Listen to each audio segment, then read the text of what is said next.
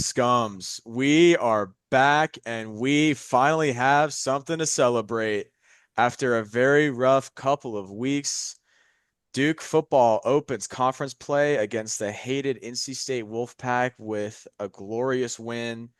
Truly, honest to God, probably one of the most thrilling Duke football games I've ever witnessed, at least in person. And I'm sure you guys can agree with me here. We're down at the bottom of section 21, down up front. So, and many of y'all have seen this video already to this point. Anderson Castle came right at us at the very end. Thing of beauty. We were jawing with State fans all day long, and it was so satisfying getting to wave bye-bye to them. Gents, what a weekend it was. Yeah, just want to wish our homeboy Nick Morris well. Yes. That's one of the low points, pretty much the only low point of the weekend. That's our dog. He's more, a good friend of the pod. He's real good to us. His family's great to us. So, Piece of uh, uh, I'll kind of cut out for a second. Somebody keep talking. No, I'm not hearing you at all right now. Yeah, I know. I think your headset went out. Sorry. Now I'm hearing you. Sydney's phone. Jesus Christ, Oh God, God, God damn it, women Sydney. and podcast. Shrink, Sydney. But anyways, no, Nick's family, great folks. Prayers out to Nick. Hope that's a speedy, just, Yeah, he. good recovery. I mean, you always feel bad when a Duke player goes down, but like sitting there up towards the front and watching our friend, because like Nick, aside from being a friend of the pod, aside from being a great football player, like he's just a really good friend of ours and just very kind, very generous, and that was of all sports injuries I've witnessed on my teams, that was probably the one that hit me the hardest for sure. As soon as you see the air cast, that's auto, probably broken bone. And when we saw that, kind of took the wind out of us because Duke wasn't necessarily, ahead at that point. We necessarily weren't feeling that comeback energy yet, and I feel like the boys really rallied around. And, I mean, if there's one thing Nick Morris don't do, he ain't ever gonna fucking quit a football game. Like that man No. plays hard every snap he's in. And it almost kind of seemed like Duke embodied that a little bit. Guys like Mergo, KJ, those guys were flying around to the football. Trey was flying around, started laying some heads in the second half. But other than that, tailgate a little bit while we're at it. Best one That of the was season. awesome. Best one Best of the all season. year. Best I think since I in mean, a, you could argue a couple of years, really. I mean, that would put every game last year to shame. Yeah. even yeah, you And would see. the Duke turnout in the B lots was incredible compared to what we were expecting going in. We expected when all those parking passes were sold out that it was going to be all state fans in the B lots and be us, the hard hats, Bayou, Rocket, and 17, and we were wrong about that. So that was a really great time. And then yeah, just putting belt to ass was a good time too, man. Yeah. Yeah, Tyler, what are your thoughts? I was gonna say real quick to touch on what you guys talking about with Nick. It also hurts a little more because this was supposed to be his year. Yeah. Like he got hurt last year. Did he play against Elon last year, or did he get hurt in the preseason? It was He like he got got hurt hurt against against Northwestern. Elon. Northwest. Oh, Let's say I couldn't remember how soon into the year last year it was, but I know he got hurt pretty early. So like you just hate to see it. The good news is, I don't know if he's got it or not yet, but he'd only played 3 games. So if there's any chance of a red shirt, he didn't play 4 games yet. So hopefully, Yeah, he got the medical red shirt. I think I saw a post about it. so yeah, we will get to see Nick back next year. His grandkids are going to love watching him play next year. he's gonna love that. That'll be fun. Um, but like you guys said, it was like it was. I put this on Twitter. The atmosphere, like even at the game, like inside the same, just felt different. Like even when Duke was down 20-7, like it didn't feel like it. It felt like we were down a lot worse at one point in time. Well, Um, you know, I turned around to you guys at one point. It was 14-7 state, and I said, enjoy this moment because yeah, right now it's only 14-7. That was a negativity in me. I yeah. I mean, apologize for guys, at that. one point in time, I mean, I was wishing we had Kurt Roper back.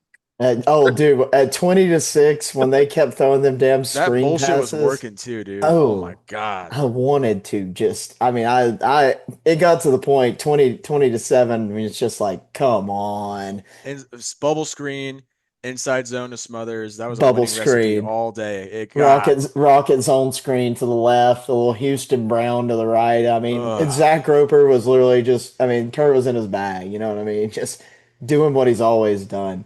And I know we're getting ready against like some of the numbers and stuff, but I just want to say like it's good to get a win. Want to know in conference play, needed that.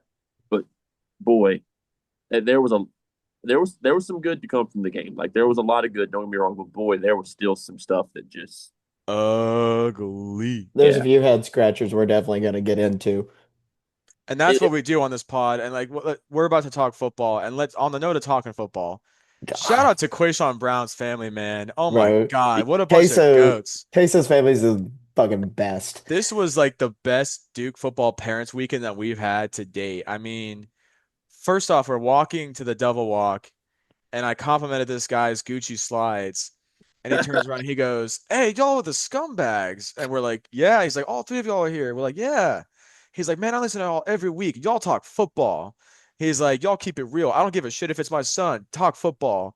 If he sucks, you gotta let him know." Something like that. And like that was amazing. And then after the game, I come to find out that the Polino grandparents are big fans of ours. Grandpa and Grandma Polino are big fans of the pod. So shout out Grandma and Grandpa Polino. It was great meeting you guys. Glad to have you guys as listeners. Shout out to Queso's dad. If there's any other parents that we're leaving out here, shout out the Taylors, the Mr. Parker, Haysleys. my ass. Yeah, Mr. Parker. Mr. Parker thankfully did not beat my ass this week. Now that he has, I mean, it was funny seeing him, and I'm assuming what might be like Brian's uncle or maybe older brother or something like that. Seeing how much they laughed when we like explained the joke was hilarious. Yeah, it was great. Shout out to the Polino parents, just all of them, just absolute goat family Daryl. members. Who? Daryl. Yeah, Daryl Hazley.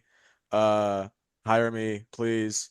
Um, but yeah, game vibes before we get into numbers. I mean, obviously there were a lot of state fans. Obviously, we knew that, but it wasn't nearly as bad as I was expecting it to be. I think the fact that it was homecoming for Duke was a big help because while there was a good number of state fans there, there was a good number of Duke fans there by Duke standards, Yeah. and they were loud. I mean, I Wallace Wade can get so loud when people care. If we had the same energy on all downs that Duke fans have on third and fourth down, Wallace Wade would be rocking all the time. But it was a fun night. I mean, I that was my birthday weekend. I told my girlfriend Kate, shout out Kate, that my birthday could not have gone any better. And a big part of that was the game. That was just an unreal game. Yeah, and real quick, shout out NC State, attendance bowl champions again in 2025. Undefeated, Only bowl game they're going to win this year. Only bowl game they've undefeated. won in the last 10 years. But shout out them for winning the attendance bowl. Dude, Um, even their athletics page on Twitter just now a little while ago posted, "We brought it to Durham." It's like, yeah, but you brought it in the stands. Like, Dave, does it ever get old being fucking pathetic? Dave, clock management Doran was on full showing for the last 11 minutes of that football game. Silly Dave's already at KNW, man. Apple didn't fall far from the tree with that son of his. But yeah, let's dive into some numbers and yeah. First of all, I'm just gonna say it. I said it last year about Malik Murphy. I was low key wrong. Darian Mensah is the truth. My God, Darian Mensah, never a doubt in my mind. As it stands on the season right now, actually, well, I'm gonna do the game first. On the game, Mensah was 19 to 28, 269 yards, three TDs, two carries for 10 yards. He was sacked three times. On the season, Darian Mensah is sitting at 99 completions out of 147 attempts, 67.3 completion rating, 1,300 yards, 11 TDs, two picks. He's third in the nation, third in the country in passing yards. And that's not against like a bunch of teams like uh NC Central, A&T. It's not a bunch of scrubs that they're playing against. This is games against uh, Tulane, Illinois, NC State. Boys balling out. I'm Elon would feeling. play off into a one score game, by the Yeah, way. Elon holds the Patriots of '09 to a one-score game. I don't know. All I'm saying is I think my dad dying for this was a good investment. This next guy I would like to take as a little bit of an apology tour. Not really an apology because, like, I felt like I called it how it was. I didn't expect him to be the feature back or even the two back, but, I agreed short yardage, whatever, throw him in. Um, old Anderson, Stone Cold Steve Austin Castle, with just, I mean, before the breakout run, he had still had a really good game. It's almost like we had been asking on the pod when Duke got to the 30-yard line why we weren't trying to run more short intermediate stuff instead of, running play action deep post. And it seemed like in the red zone, we would run sticks routes, five curls, things like that, good pass patterns, meshes, and then we would run the football on 2nd and 3 or 3rd and 2, and we would get the first downs. And then we scored points when we went to the red zone. So shout out Anderson Castle. He went off 12 carries, Big 92 yards, three touchdowns. Sheesh. Big boy. When he broke loose on that run, what was it, like a 4th and 1 towards the end of the game? Something like that. I was half expecting him to run out of gas like he did against that Elon in that one run.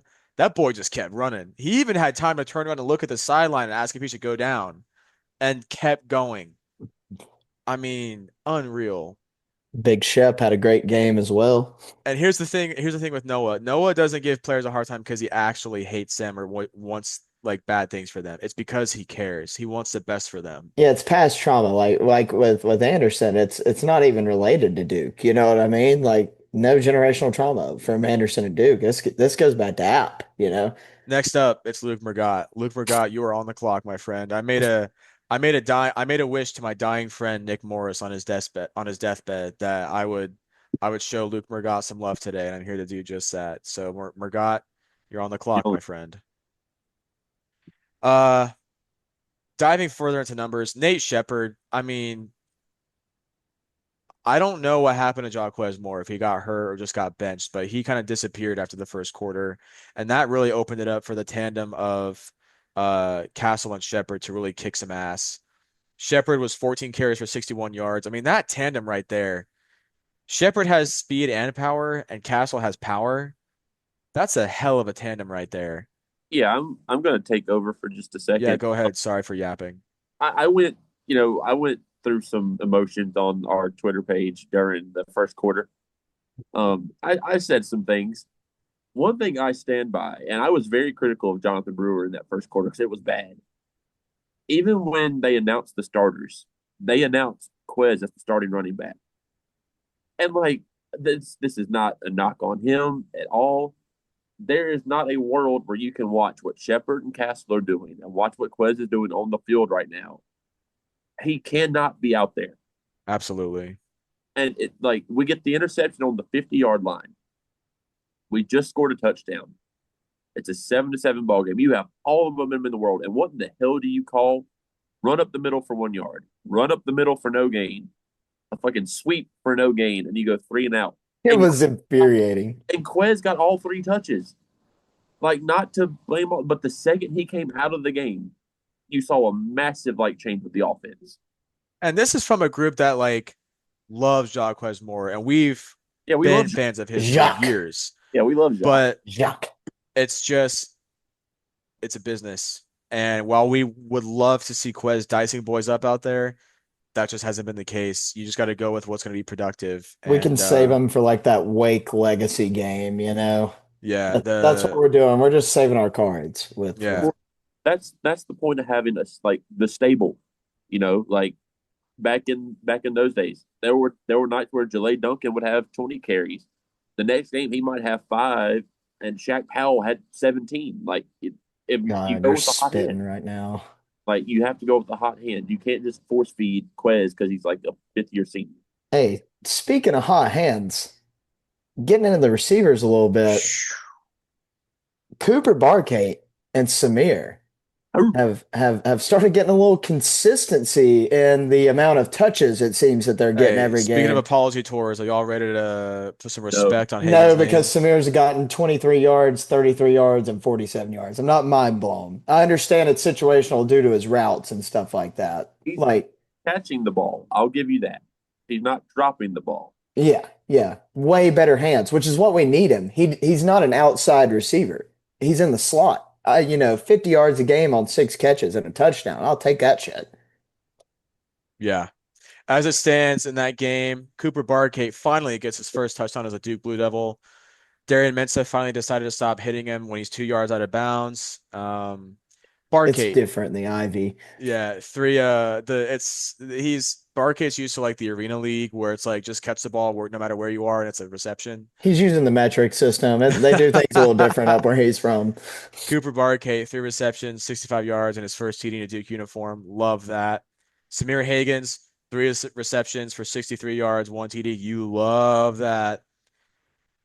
Jonathan Brewer decided, wait a second, I have tight ends. Let's use those boys. Hazley had 4 receptions for 43 yards. Goat.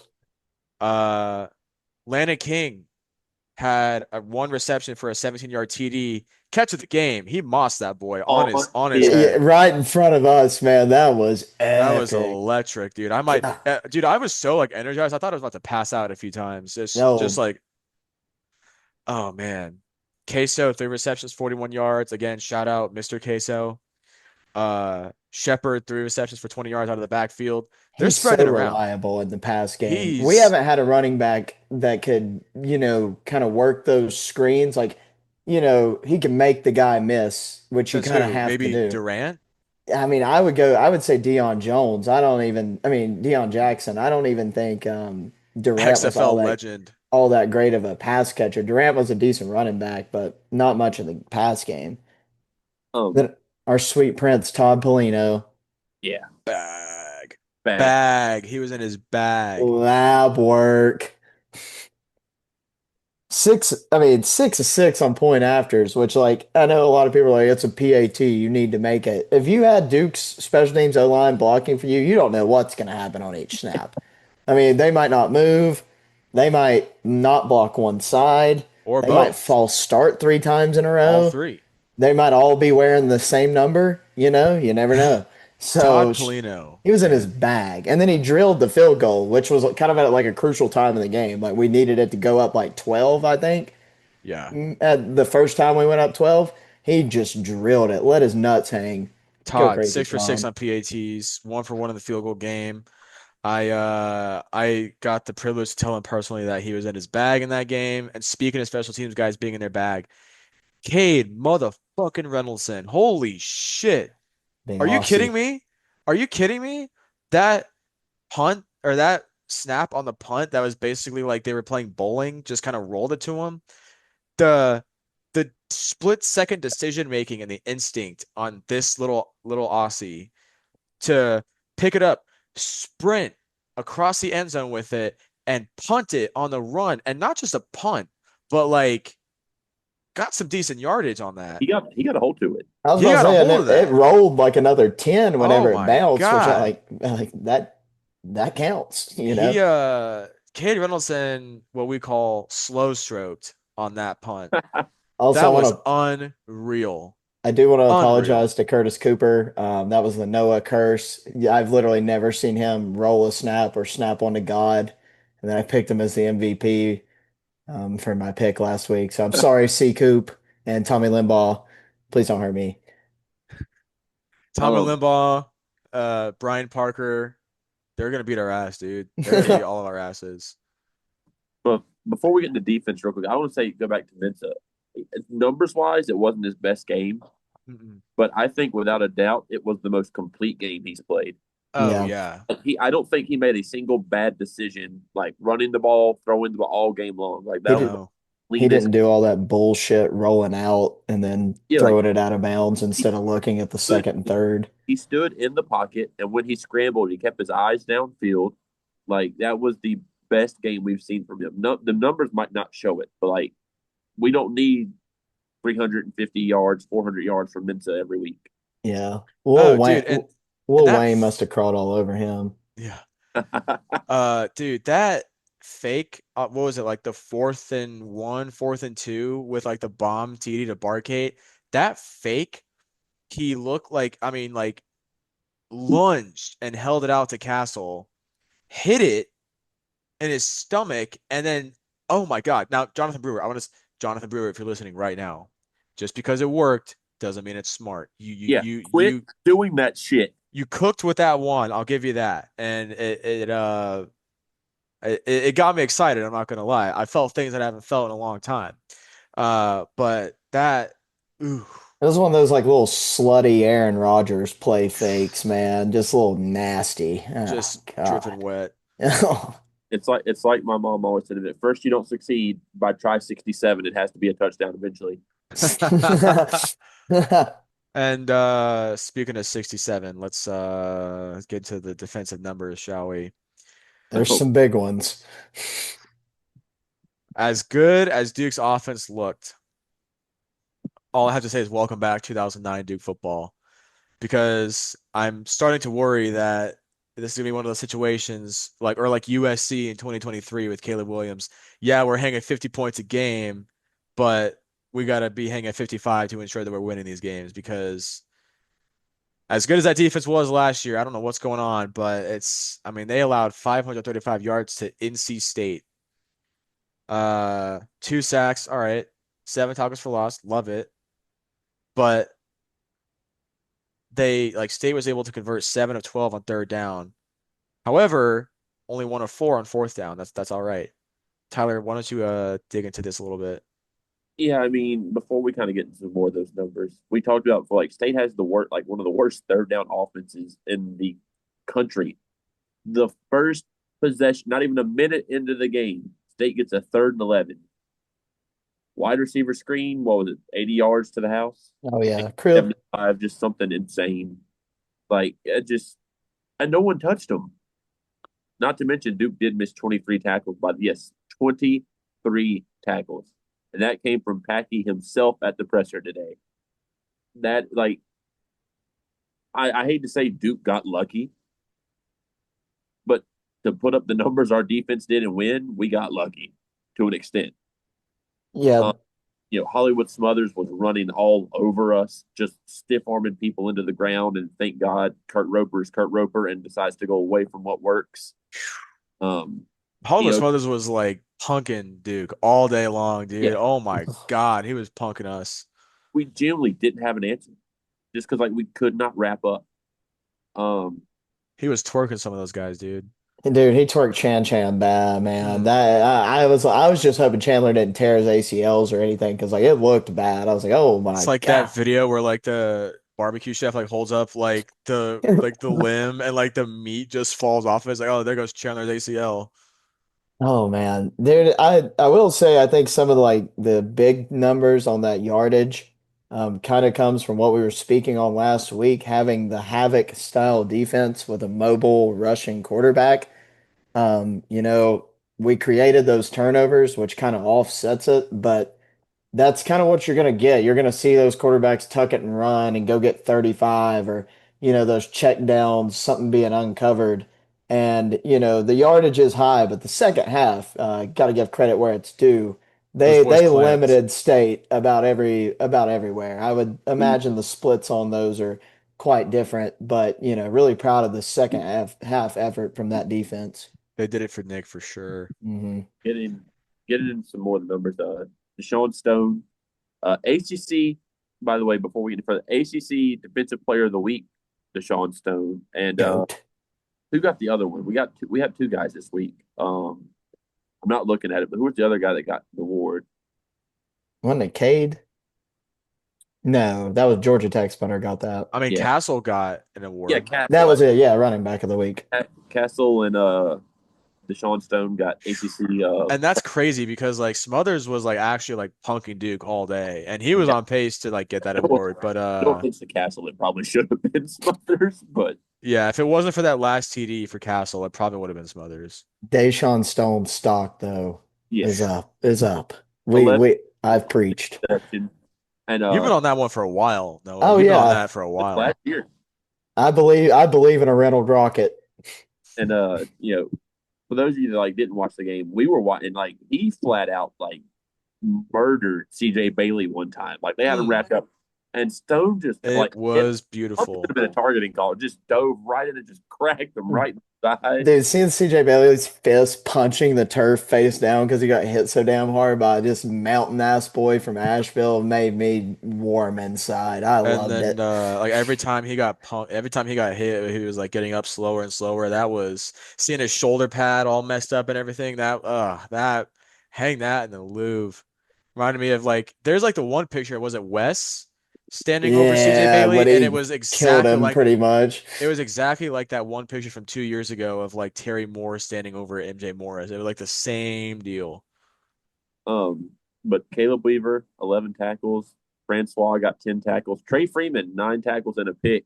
Hey. Hey, Trey. That Trey was was feeling it all day, man. interception was the turning point of the game, Hmm. without a Without a doubt. doubt.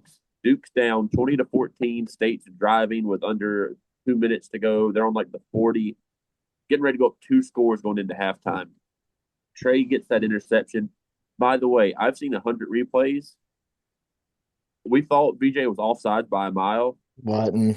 That was like perfect. I mean, like within a like second of being timed up perfectly. So Yeah, it was props, like machine, like AI level, like timing, like yeah, metronome timing. props to him. Then Freeman gets the interception, runs it down. Castle punches it in, and Duke takes the lead at halftime. So shout out Trey for that. But he was everywhere. Like nine Dude, was the interception. He was fourth quarter Trey Freeman all game long. Yeah, Josiah Green and Chandler Rivers each had 7 tackles. And speaking of Wesley Williams, this was like I get what Castle did was great. he did it Wesley all. player of the game. West Uh, did it all. like hmm West had 3 tackles, a tackle for loss. The blocked field goal was big. He recovered the fumble when Bailey tried to pull the read option. So I mean, like West was all over the place, and then he passed out. got waterlogged. West, we love you, dude. I thought you were dead. Like we, like you were not moving. We all thought you had Damar Hamlin yourself out there, dude. Um, but like West had some monster game. Musa Kane, another. Hey, We were high on that. Musa. Uh, I had the saw a big thing earlier. Sorry, Tyler, but Manny Diaz commented that they game planned for Musa to cover like Jolly and on third downs, on obvious passing third downs. And Jolly had zero completed catches on third down when Musa was in coverage and had the pick, of course. So, I mean, we've been preaching that stock as well, and it's cool to see these guys come to fruition and start balling out. Because yeah. Justin Jolly is one of the best tight ends in the country, Oh and yeah. Musa was D'ing him up. Um, Had yeah. that boy strapped. We've been high on him since last year. Now back to some more Nobody's Jake. higher on Musa Kane than Duke Global Zone. Let's give credit where credit's due. Nobody's higher Yeah, on Musa Kane than Duke Global Fair Zone. enough. he is Musa's number one fan for sure. This is something I really didn't feel like this was that bad during the game, but we had 8 penalties for 103 yards. Ooh, little It yucky. it didn't seem like it, but like that's got to be cleaned up. Oh, we had that one. I mean, it technically was roughing the passer, but like just a football hit, and Yeah, then I didn't see anything wrong with that. none I of them mean, were like offsides penalties, right? Maybe one. Maybe. being objective here, Duke did get the calls in the first half. I don't think there's any ifs or buts about that. But then State got the calls in the second half, so it kind of evened out. I mean, there's a lot of State fans like bitching and moaning on Twitter about it, but it is what it is. It evened Um, out. and that kind of wraps up. Like the defense, just simply put, like they have to be better. Duke can't have to. If we have to rely to score 45 points a game to win, that's just not sustainable. Um, Go to special teams. You know, by the standard set this year, it was a good game. That said, like we had the bad snap on the punt. We did block a field goal and drew some guys off sides. But boy, that brings us Noah to our that's so Duke moment. If Oh, you I want to, know. you want to take this one. I thought I was gonna pass out. I was screaming so hard when this happened. State's up 14-7, second quarter, fourth and one, their own 29-yard line. offense kind of like hung out on the field, which like I understood it in Doran's place. Like he's always coached like that too. It's a little stupid, but it works sometimes. He's going for the kill shot, get up 2 scores before half. Well, offense runs off the field, punt team comes on. Everyone in the stands, even state fans are screaming, "Oh, this is a fake." So, I mean, at the top of our lungs, red in our face, shaking, we're screaming so loud, "Fake punt, fake punt, fake punt." We're looking up at the tower, screaming at Infante, just yelling however we can. And sure as shit, big man, clap, snap, 4 yards up the middle, first down, State drives down the field, scores. And if you haven't paid attention to Duke football, that happens at least 2 or 3 times a year. Mm. We have never stopped a fake punt, nor do I know if we ever will. It is Yeah. our kryptonite. Death taxes and a fake punt against Duke. We'll run them on occasion. We just won't stop them. Yep. It all started with that one against Notre Dame, man. Uh, uh, uh. Fake punt against Notre Dame. Ever since then, it's been all downhill Dude, we from there. got fake punted by UVA when they were up by like 35 because Bronco was just teabagging Cutcliffe. Trying to remember, Eli, if you want to pull up the mailbag real quick while I do that. I'm trying to remember when was the last time Duke ran a fake punt? The last time I remember, and there could have been one more recent than that, was against Carolina at Carolina 23 with Porter Wilson. Oh yeah, that's He right. threw it, I think. Yeah, that because I remember that was a ballsy call by Elko. Unless there's one we're just not remembering last year. That's the Yeah, last one I remember There's too. no way I'd in be willing to bet there was one that happened last year, but I don't remember it. Was it against Wake? Is that what you said, Tyler? no, I said there's no way Infante's calling a fake punt. True. Yeah. Could you I imagine mean, blow up you all kinds of different ways? you can't work on the curveball until you've matched with the fastball, and that's where Gabe Infante's at. Uh, anyhow, mailbag time. My favorite time of the week. You guys did not disappoint once again. So, digging into this. Here comes our good friend, the Duke of QP. Is Duke at Syracuse a potential trap game for both teams? Syracuse is coming off a big win in Death Valley, and Duke is coming off a gutsy win against North Carolina State. Should we expect a messy game? Second question. VJ was onside, and Doran was stupid to have his guys line up as to try to draw us offsides. Why are State fans so stupid? As far as like a trap game, I don't really think both teams like coming off of wins. I think this is a really important game for both teams. Like I still think Duke is in the territory where like we probably need to win this one to feel safe about like ensuring a bowl game. And the same for Syracuse. I don't necessarily think neither team's going to catch anyone off guard. Um, so by that regards, no, I think Syracuse isn't going to overlook Duke. I don't think Duke's looking ahead to a road game with Cal. Um, but I think it's going to be a good game. Like I don't think there's a letdown spot for either team. Yeah, I think both teams are well aware that this is crucial if they want to make it kind of deep in the ACC and be a top four, top three team at the end of it. And as for the state fans and stupidity, uh, It's like peanut I, butter and jelly. I was about to say, there's just, I mean, the shoe always fits apparently in the farm. I don't know. There we go.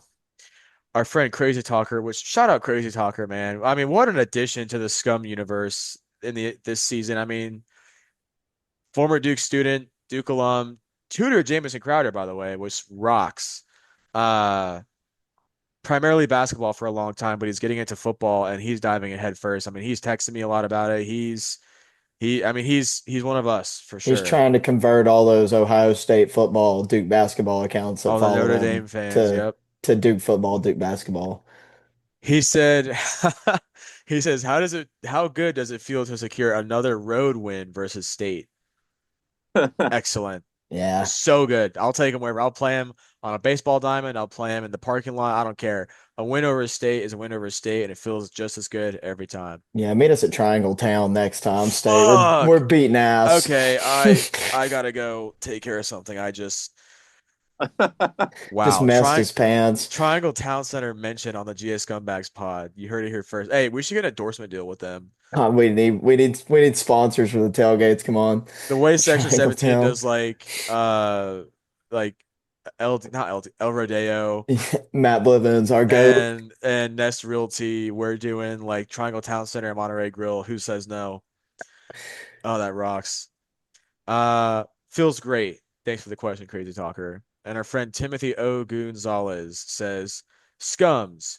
Watching the game on TV against State, the crowd sounded quiet, but I know it was loud in person. My question is, Nate is our RB1 and Castle is our RB2. And how bad did Clemson look against Syracuse? That was so oozy. Clemson fans were chatting fire Dabo. Yeah. Tim, it's kind of a loaded question with a lot of moving parts and not a lot of commas, Yeah, I but was gonna say, wait, what's the actual So question? first part, Anderson Castle and Nate Shepard. Yeah. Yeah. it got loud when it needed to, but I wish it was loud the whole time. It was kind of equal. Like there were a lot of State fans who make a lot of noise, but I will say Duke fans did get loud and do their part at times. I wish they would just do it all the time. That Yeah, one shout out that one kid to the right of Oh us my God, that that kid you pointed rocked, out, dude. does he like he was like probably younger, like what would you say, 14, 14, maybe 13, in a 12. sea of state students by himself, or like maybe he had somebody with him, or maybe he was with the state kids. But he was standing up, getting just throwing his arms up, jumping up and down. He It was was a on one all beautiful game, sight. dude. I felt really bad because he was like getting up, getting excited, and chanting "Let's go Duke" at one point. But like we were about to kick a field goal or an extra point, and I yelled, "Shut up, we're on offense!" And then he kind of went, and I was like, "No, no, no, like you're good, you're good." So like the next time he started cheering, I like gave him the thumbs up, like, "Yeah, you're doing the right thing. Like keep it up, buddy." Hashtag future scum. Yeah, that was awesome. yeah. I mean, So it was good to see like on third down, it was a good portion of the crowd like got off their feet. Like, We were I just wish they rocking would do there. that all the time. Like if only everybody in the seat backs would have that energy all the time. Because you look over at people in the seat backs on like first and second down, and they're just and we're like, dude, you got to like if and but we can Wallace Wake doesn't require a lot of Duke fans to get loud. That's the thing. It's just they don't. I wish we were more consistent with it. That's all. I wish there was more of a fire in everyone. Uh, As for Clemson, Tim, yeah. As yeah, for Clemson, them boys got shit coming out their ass for sure, Tim, as you would say. listen Uh, later, Tim, because we've got some more about that. yeah, that was something. GT Tech powerhouse And or just beating up on a crappy Clemson team. Powerhouse. before we get to the next question, Eli, I want to touch on one more thing about like, the environment. The DJs last year sucked, This but guy's on one. this DJ year Mills crunk. the music selection, everything has been like he's been knocking it out of the park so far. So good. I want Good to make mix of like non-rap songs to appease like the softies in the crowd, but I'm loving his select. I said it multiple times last week. This DJ's been great this year. yeah. No wonder he has LeBron's third cousin's number. Yeah, no wonder. I see why he's the GOAT. Um, yeah, Tim, thanks for the comments as always. Thanks for the questions. Our friend Bentley, we oh no, here's another question. No, I think Tim has Oh, Jesus I thought he Christ. had three total questions, but I guess just two. His other question or comment is Scum's best bet game of week 4. I might have to go with Memphis over Arkansas. We'll dive into that later. All I have to say is if you're taking gambling advice from Timothy Gonzalez, call that goddamn number. Yeah. Uh, Bentley Weeks says, "What a night it was, boys. I feel like what Darian did Saturday night is low key flying under the radar. True. Do y'all feel the same? And did you guys see anything different from him in this game that you maybe haven't seen in other games? Also, Anderson Castle is him. I think with Darian, we saw more of what we saw flashes of the last 3 weeks. Mensa hasn't had like a bad game to this point. He's put up a lot of yards, thrown a lot of touchdowns, and not a whole lot of interceptions. But I think every week he's getting better and better, and we saw a way more complete game. Now, it doesn't show up on the stat line. He wasn't throwing for 300 or 400 yards. He threw for sub 300 yards, but it was just like the decision making and what he was doing, like the between the ears stuff, is where he really shined through this week. I'll get y'all's thoughts. Yeah, kind of like we touched on earlier. He played more controlled this week. Yeah, And he didn't try to do too much. Not that he's like really tried to do that previously, but he has at times. He just let the game come to him and managed the situations really well. call him Alex Smith. Tyler, any thoughts? Yeah, I mean, I kind of said it earlier. I'll just, he looked he looked comfortable. Like he didn't like he was, pressing or trying to force things. He just took what the defense gave him every play, made the right reads. He didn't, no scrambles out of bounds for -4 yards. Yeah. Yep. Tyler, I'll get your thoughts. I'm just kidding. Um, on to our friend Bobby Boom. Who was the mole? White O. Oh. He's Oh, got several questions here. We'll ignore the first one because that's confidential. yeah, Krim. Why does Pat Key wait until the second half, if ever, to make simple adjustments? Beats the hell out of me. If I could figure out that question, you'd call me Manny Diaz. Uh, who is the MVP of Scumgate? Not me this week. Not me for once. I kind of took it easy this week. I promised my girlfriend that I would lay off the booze a little bit this week and be more tolerable. And it was definitely a more pleasant experience for all of us. Um, Definitely wasn't that damn B. wasn't that damn B? Yeah, I raged. My autism came out a little bit. There was Dude, a Noah spilled OJ on his balls What I'm and fucking like was ready to allergic leave. to. I'm allergic to bees. Definitely didn't have my fucking EpiPen. I'm drinking a mimosa. I'm not even like drunk. Like that was the part that pissed me off even more. It's like I'm stone cold sober. Just got done cooking the hot dogs, like eating a Philly. Everything was kind of decent, and I fucking hit the thing with my hat, and then my hat hit my cup of OJ, and I was wearing a pair of khakis, and the OJ just went all over my crotch, and something in my brain doesn't like being sticky, and Hey, who I does, to be fucking fair? raged. I got up. I looked at Sydney. I was like, "We're fucking leaving." I was like, I fucking hate this. I was like, I hate Duke And we're football. all just sitting there, we're all just like, And then poor old Cindy, shout out to Cindy after I calmed down a little bit. She was like, "You want me to go like find you a pair of shorts at the student store?" that Both was so fucking real of student her. stores only have like blue shorts because like I guess everybody wears a medium like me that was buying shorts. And I was wearing a blue shirt, so I was like, "No, I'll just." She walked 3 miles around campus, and I just ended up telling her, "No, just don't get anything anyways. I'll just Dude, I'll just fucking let that's it dry." that's the realest shit ever. I'd rather have OJ and alcohol on my Then wear balls blue on blue. than wear blue on blue, The dude. fuck do The you think I outfit comes look like? first. Fuck, I look like to you. The outfit comes first. That's so real. That's so real. Um, all right. Who is the MVP of Scumgate? We talk. Yeah, who was the MVP of Scumgate? I mean, They just nobody really, really. there really wasn't one. Nobody was on Everyone. one. Maybe our friend. Yeah, Hey, you know what? Our friend Milo. Shout out Milo, cool guy. our new listener, our friend on Instagram. Hashtag he don't do Twitter. Um, came by, said happy birthday, brought some cream to lick off my nipples for my birthday. It was a good time. It was good seeing Milo for the first time. So shout out Milo. Also might be Diego because he was whipping up some Phillies over there with his Those coworker or those like his cheesesteaks his were cousin or gas. I should have had one. I didn't, but I should have had one. Dude, they were top tier. It was pretty good. He'll Bobby's never, last. but Go ahead, Tyler. I'm saying he'll never hear this. But Diego, those cheesesteaks were good. He didn't listen to that shit. No, actually, like he really did not listen to that shit. He's deaf. And then finally, Bobby asked, how does barbecued wolf taste? Just as good as it always does. Just Yep. as good as last year, just as good as the year before, just as good as it did in the 20s. Um, Jason Rogers, who used to be the MVP of the tailgates, but I haven't seen him around this year, so I don't know where he's at. Jason Rogers asks, what will our linebacker rotation be now? Not And good. Whoa, not whoa, not deep, whoa, not deep, I'll give you whoa. that. I'm As a it stands, believer. Trey Freeman is going to be one of them. And I saw a tweet. Where the hell was it? Luke Margot is starting. It's on Anna Snyder's account, I think. Luke Mergott. Yeah, yeah, yeah. Where's Anna? Y'all keep talking. I'm going to But find it. There shout was a tweet out, about it. yeah, the twos. I'll dive into those real quick. Both true freshmen, Gompers and Shappy. Um, Good old Shapler, his parents introduced him to us at the Elon game. Cool, cool people. Out of the Texas area, good old Westlake to Duke pipeline. And he's a baller. And Bradley Gompers, as we all know, one of the highest rated recruits Duke's ever had. And we were kind of talking before the pod.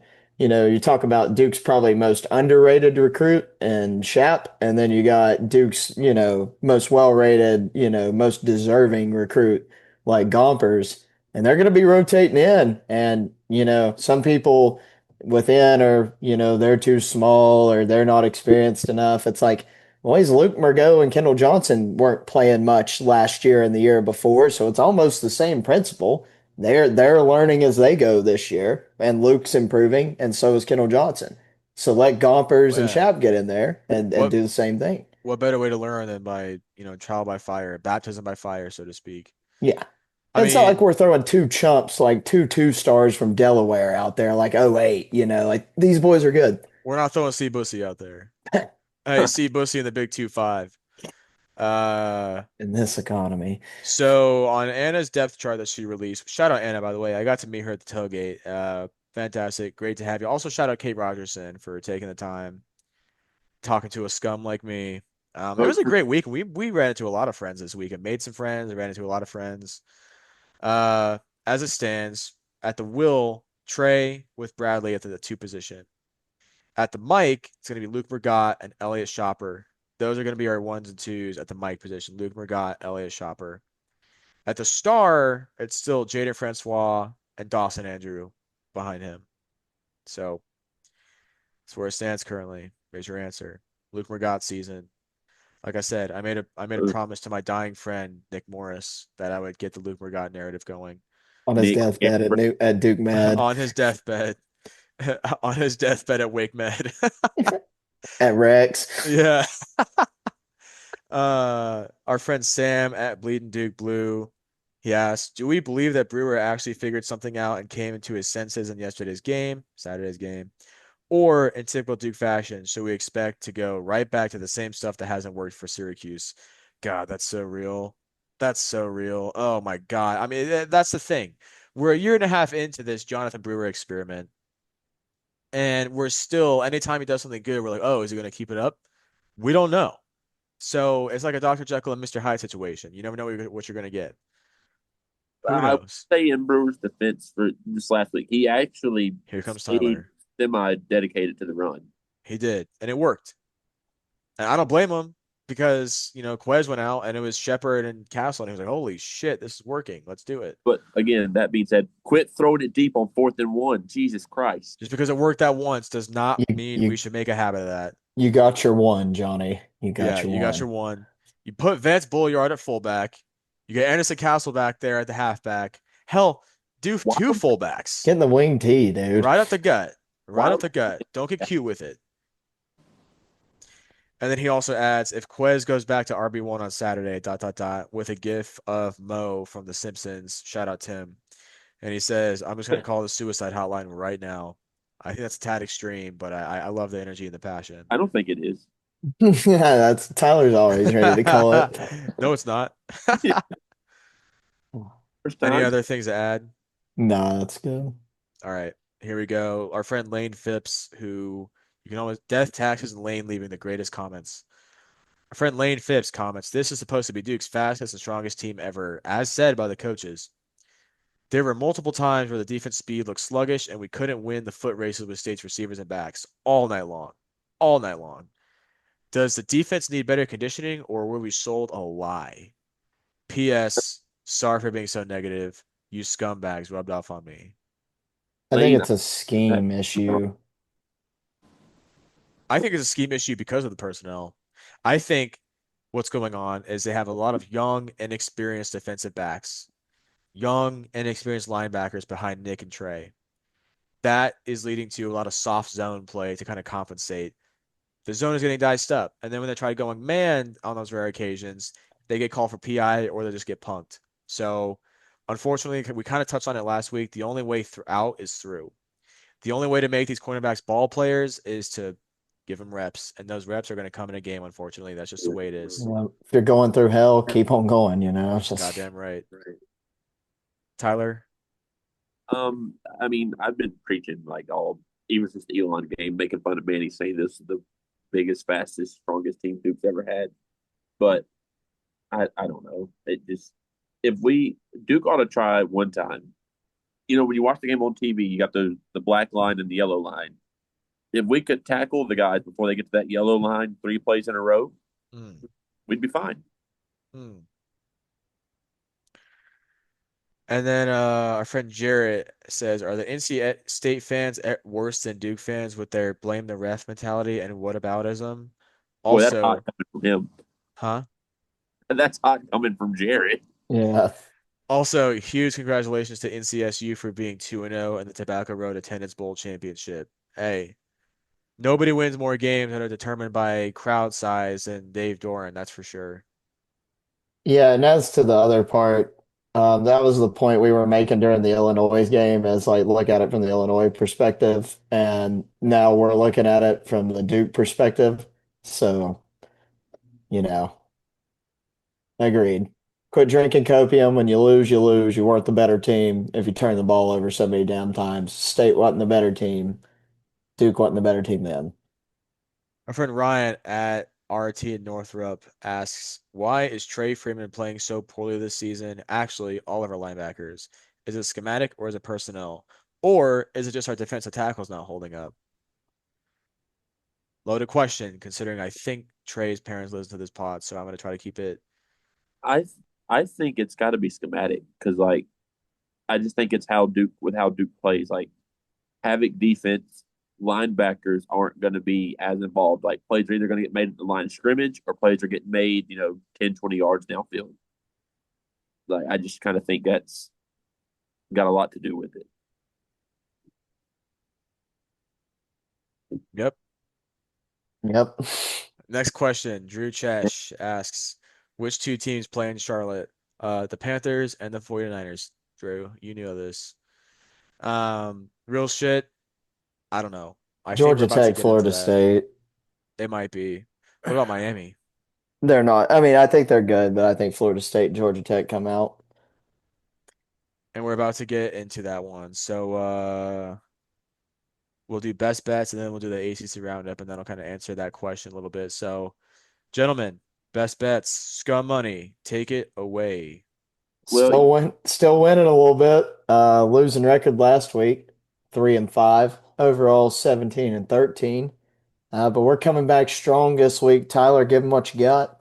yeah, sometimes you can't. We're not going to go perfect. If you remember last year, God, we didn't. The collapse took longer this year, at least. Um, but I'm going. Some of these just don't make sense to me. The lines I've got: Kansas -6.5 at Cincinnati. Dude, Kansas is a wagon. Like they are. I'm taking Kansas to win by more than a touchdown there. Georgia hosting Alabama. Georgia -2.5. Yup. I'm not sold on Alabama whatsoever. Um, Little action here. The Toledo Rockets, led by Coach Jason Candle, hosting the Akron Zips. Akron might be the worst team in all of like football, FBS or FCS. I'm laying 20.5 with the Rockets. I have no Julie good reason. Hill, Jason Candle. Yeah, when in doubt, Jason Candle. I would fade Delaware again, but they're not playing this week, even though I'm 0-2 betting against Delaware. Um, Fuck Joe Flacco. Fuck the Blue Hens forever. Um, my money line pick, just no good a reason off of just like feeling. Indiana just boat raced Illinois. Didn't see that coming. Not that bad. Going to Iowa, weird things happen in Kinnick Stadium. Kirk Ferentz is going to make you throw rocks for 4 quarters. If it's a close game late, I could see Iowa like just screwing around with some rogue special teams play to win a game. So I'll take Iowa's money line at +240 to beat the Hoosiers in Kinnick. Um, Noah, I see yours, and like always, I think we're in pretty good agreements here. Yeah, I would slam Toledo and Cincy, Georgia. Iowa money line, that's I completely understand the premise why you'd pick it. But take a Duke -4.5. It opened at 6.5. But when I put these picks in today, as always, these lines are when we record. Duke is at 4.5. I think Duke wins by 10 or 13. I would have took 6.5. So an alt spread there might be a good play in a parlay, but Duke -4.5. And then I've got Illinois +7 against USC. The game's at Illinois. USC is historically bad on the road in the Big Ten so far. I expected Illinois to play a lot better than they did last week when they got absolutely tramped on by Indiana and the Hoosiers.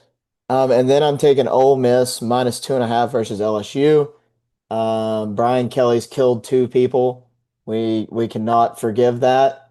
The half a point is out of respect for the two people Brian Kelly have killed.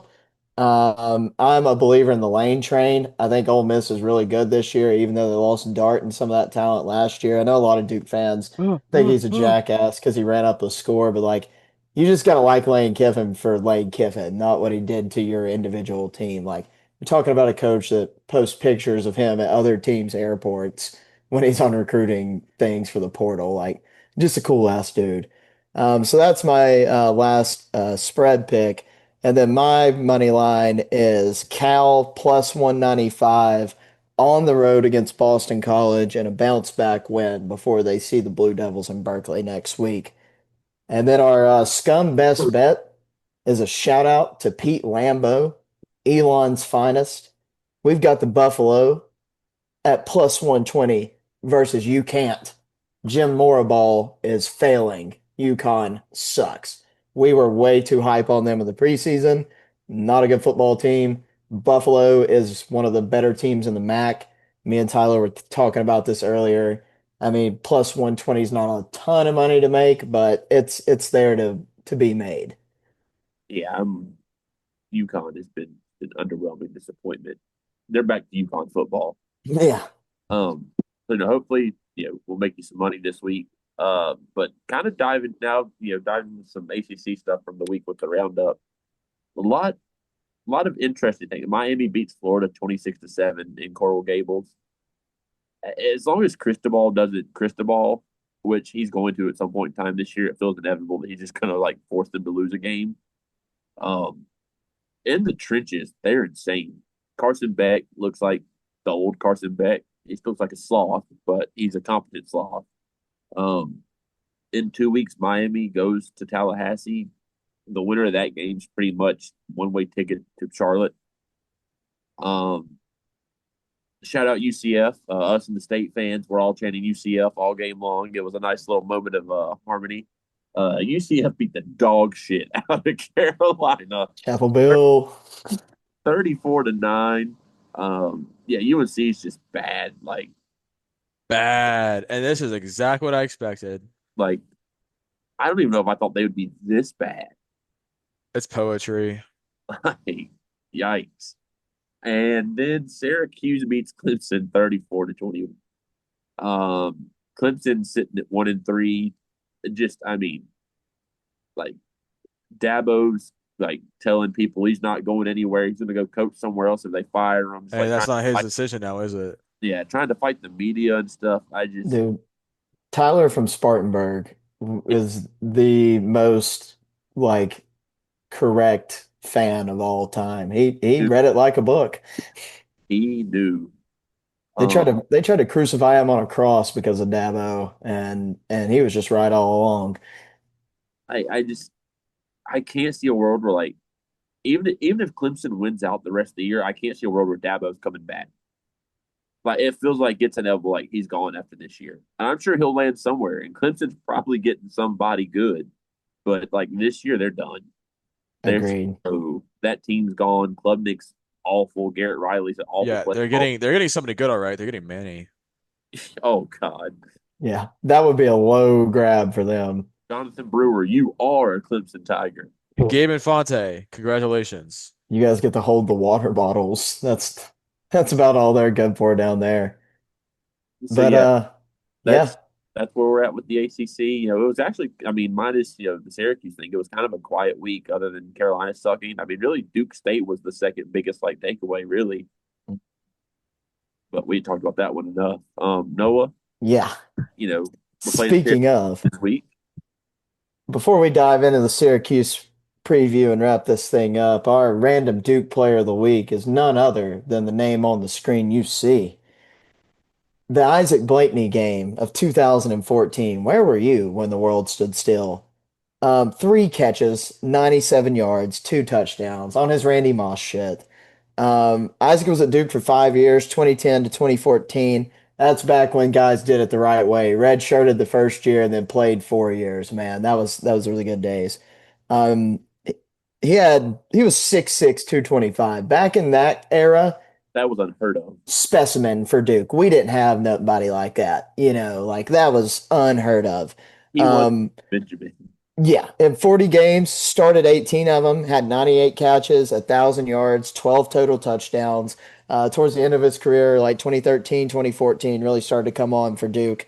He ended his career with 19 straight games with a reception, really consistent. Free agent, signed with Eli's 49ers originally, then played with the Commanders and Steelers. Graduated with a major in sociology and business marketing management. And he was living in Charlotte, but that was actually the first Duke player to ever follow me back on Twitter. So shout out Isaac back in like 2015. But he is in Atlanta now, so wishing him all the best and hoping he's locked in. He always tweets about Duke football, so Oh uh, yeah. we're ready for the Isaac Blakeney game part two. Looking forward to the Jake Taylor Syracuse game. Nothing makes my heart warmer than seeing former players who are like actively keeping up with Duke football and like tweeting about it. I love that shit so much. Anthony Nash would die for this shit, Mm. man. Him and Anthony, Jamie on, Dwayne when he has time. Uh Mateo's always out there. Feemster, Durant, yeah. Lee, Even Gunnar Holmberg. Lee, Gunner. God. Yeah, Isaac Blakeney, like I feel like he's got overshadowed because Duke had like just so many playmakers back then. But like he was like the obviously crowd. He was the go get it kind of guy. Like just fucking Isaac Blakeney's out there somewhere and just throw the ball to some. Was it him that got? Who was it in the ACC championship game? We threw a screen and got just obliterated. Was it It Blakeney? was, yeah, it was him. It was bad. Like, hardest hits. He held on to the ball. I mean, just got abused on that play. Kind of a But theme of that day, isn't it? yeah, that was a rough one. Um, so speaking of Syracuse, dived into that a little bit. Speaking of Syracuse, don't forget Jim Boeheim did kill a guy. Never forget Boeheim did kill a man. Speaking of, go back to earlier. Can I Um, take this? yeah, you got it. I haven't talked in a while. Thanks. Uh, Syracuse versus Duke. Not, they're in the same conference and they have been for a while, but they haven't played each other that many times. Looking to the numbers, they played each other 5 times. Ever. Ever. Uh, for Duke is 4-1 all time against Syracuse. 1938, 1939.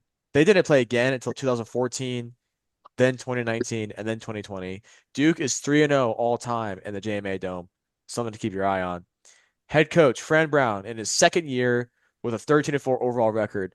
We may be playing Syracuse and we may be conference opponents with them, but this is a Fran Brown fan pod. Say that 5 times real fast. Fran Brown fan pod. Um, we're fans of his. He's a good coach, good guy. Just don't want to see him do well this weekend. Their offense is putting up 38 points per game. That's pretty solid. 119 rushing yards a game, also solid. 53 passing yards per game, again, pretty good. 37% on third down offense. That's what, Tyler? That's middle of the road, right? Give or take. Not Yeah, elite, not terrible. yeah, it's on like the kind The of low end of decent. yeah, There's 66% on fourth down. 6 for 9. That's nuts. Yeah, that dog will hunt. That is really good. They're 17 of 20 in the red zone when it comes to putting up points. And that includes 13 touchdowns, 4 field goals. They've given up 12 sacks. 4 games in, that's, you Three know, pretty sacks a game's never where you want your offensive line to be on yeah, average. yeah. Noah, you want to take their defense? Yeah, they when we were at media day, that's one thing Fran Brown kind of even pointed out was that their defense was going to have a lot of kind of new faces to it, a lot of new transfers. So it seems to start the season, they're giving up 27 points per game. That's kind of middle of the road, not really all that elite. They're giving up 150 yards plus on the ground per game, averaging 5 yards per carry. Hashtag where were you, Peyton Jones? What could have been, So I what mean, that's was. another thing for Duke to exploit that running game, I'd love to see 150 plus yards between Shep and Castle again. And then they're giving up about 300 yards a game passing. So that seems like something Mensa can really go pick on as well as he's throwing for, pretty high numbers. And then 38% third downs allowed. Duke is, after last week, seems they've improved on that. The play calling seemed a lot better on third down. So I'm looking forward to seeing that matchup. And then the red zone defenses gave up 8 touchdowns out of 12 attempts. So, and they've gave up 2 field goals. So, red zone defense for Syracuse isn't great. Duke's red zone offense wasn't great the past few weeks, but looked better last week. So that's stuff to build off of right there for us. Their corners have 21 pass breakups. So it looks like they kind of live by and die by jumping on routes. I'd love to see Duke do some play action double moves, make some things happen. Yeah, I think we could torch their defense for sure. Yeah, I don't think Syracuse isn't like a god awful defense, but they're not like a great defense. Um, Hey, their kind of style is either like, way. yeah, like Yeah. Syracuse's style is like they kind of want to get into shootouts. They're so Duke. Yeah, like Syracuse wants to get into shootouts because they're banking on that secondary getting like a turnover or two. Um, like Noah said, the one thing I want to see Duke exploit is that run defense. Like if they're giving up 5 yards to carry, no offense to Mensa, Mensa probably doesn't even throw the ball 35 times this game. If we can get 5 yards to carry, I'm fine with Mensa not even throwing the ball. Um, just kind of some guys you need to know. And this is another thing that makes this week interesting. Their quarterback, Steve Angeli, dude was balling out, by the way. He had 1,300 yards, 10 touchdowns, 2 picks of his own. He was pretty much like putting up Mensa numbers. Uh, Achilles injury versus Clemson in the third quarter. He's out for the year. Their backup quarterback, Ricky Collins, the former 4-star commit who was at LSU, he's only played, I think it's something like less than 50 snaps, but he's very mobile. So, uh-oh. But if Syracuse has given up, 12 sacks already this year, the key is going to be, contain him and just get pressure on him. Hope he can make some bad throws. Um, they got a solid 2 running backs. Yasin Willis has 52 carries, 233 yards, 4 touchdowns. Will Nixon, 40 carries, a buck 75 and 2 touchdowns. Pass catchers, um, they kind of spread the ball out. Daryl Gill, 14 receptions, 310 yards for 3 TDs. Justice Ross Simmons has 14 carries, 212 yards, 5 touchdowns. This is something I thought was really interesting, just like going back and looking at. Their tight end, Dan Villari, has 20 catches, 240 yards. In his career, he's a tight end. He's always played tight end. In his career, he has 79 carries for 400 yards as a tight end. So I expect some trick plays there, and hopefully Duke watches film because we know that's really big to those guys. Hmm. Um, Defensively, linebacker Gary Bryant the third, 21 tackles. They have like 20 guys in the secondary with all 20 with like 2 PBUs each. But Demetrius Samuel Jr. 19 tackles, 1 interception, 4 PBUs. Defensive lineman David Reese, get a job, guy. You've been in college, like you're playing college football for 8 years now, and you've got 14 tackles. Get a job, you bum. Like 8 years. Insane. He was a freshman at Florida when Daniel Jones beat Temple in New Orleans. That Or in is insane. Don't that disrespect Shreveport like that, Tyler.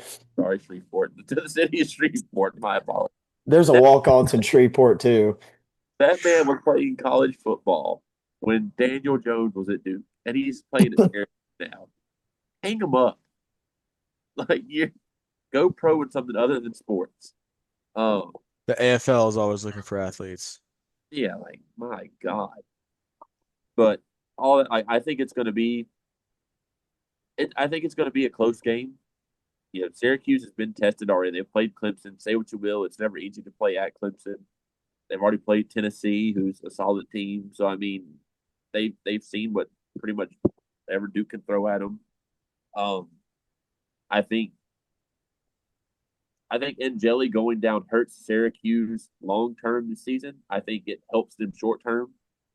So I think that keeps the game a little bit closer than it should be, just because Duke doesn't have anything on the kid, and he's Yeah. mobile.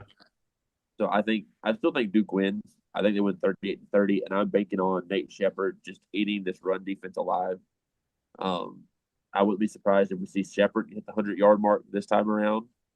Um, I think it's one of those things where Duke kind of goes up early, maybe 14 to nothing quick, and they just lean on the run game the rest of the way. And Syracuse probably gets some garbage time and scores late to make it look closer.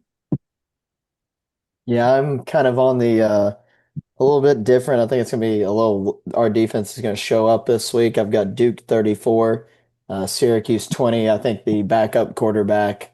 If there's a history of LSU backup transfers, they don't all turn out like Haynes King. I mean, not Haynes King, sorry.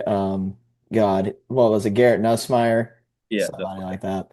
But I just don't know. I think Duke's figuring out how to contain the run a little bit better on the quarterback. And I'm going with Queso as the MVP. This is for Queso's dad. Um, I mean, looking at Syracuse's defense, like the points and the yards they get on offense is pretty similar to the points and yards they give up on defense, which tells me that they're a pretty even 6-6, 7-5 team. That being said, I could see Duke popping off in the run game or the passing game this week. I don't know which. All that to say, give me Duke 45, Syracuse 31, and MVP Darian Mensah. I see him popping off 400 passing yards, four TDs. I feel it in my balls. With a pick in there, by the way, with a pick. He's due. He's due. I feel Is it in my there plums. and his melons. Not like a good interception either. Like it's the most like what the fuck kind of interception. It's gonna be like on a screen pass or something. Yeah, it just throws it like right to a defensive tackle or something. Well, boys, Also, I mean, he can't hear this, but we're doing the pod right now, and I'm sending this to Jake Taylor. Everybody wave to Jake Taylor. Okay. I'm waving, Jake. You just can't see it. All right. That was a good episode. We weren't super negative. We kept it real, kept it Duke positive. We sucks. laughed, we Not win cried. the game the rest of the year. They're Huh? the fucking worst football team I've ever seen in my life. They're awful. Fire the staff. Fire everybody. Oh Yeah, my it's like, only oh Tim's shit, gonna we hear this. we didn't meet our negativity quota for the week. We gotta step it up. But all that to say, we love this team. We're coming off a fantastic win that gives me a lot of encouragement and hope for this season. It's gonna be a nice early game on the road at noon. Might go hang out at a bar, get some lunch, watch the game. Kate's gonna be busy, so I'm gonna be alone. I'm looking forward to this weekend. Nothing scummier than a football in a dome. That's what I'll say. We get a dome game this week and then a 12 p or a midnight kick next week. Hell yeah. We're going 2 and Uh, 0 straight off scum vibes only. yeah, just off vibes. Go Nobody hard. does Yeah. scum like Duke football. Yep. Again, to recap, shout out the Polino fam, the Hazley fam, Taylor fam, the Brown Jesus. fam, all of them. Just shout out all you guys for making a great weekend. Shout out everyone who came out to Scumgate. It's getting bigger and better every single week. Like legit, it's getting bigger and better every week, and like we're thankful for everyone who shows up. If you want to come hang out with us as a friend, not a foe, please come find us at Scumgate. If you're gonna get mad because a burner said something you didn't like, it was probably not us. And don't come and get hostile at us, please. Also, shout out to Nick, Gary Bertier Morris. God damn, can we just end it on that, God damn it, man? Tyler. Dinner's been God ready damn for it, an hour. Tyler. Nick Gary Bertier Morris. Holy shit. Only Tim's gonna hear this anyway, so it Oh don't God. matter. Tim, Bentley, and like maybe Jarrett's dad, but he'll say he didn't. All right. Scums, thanks for tuning in. Let's go, Duke. We'll see y'all next week.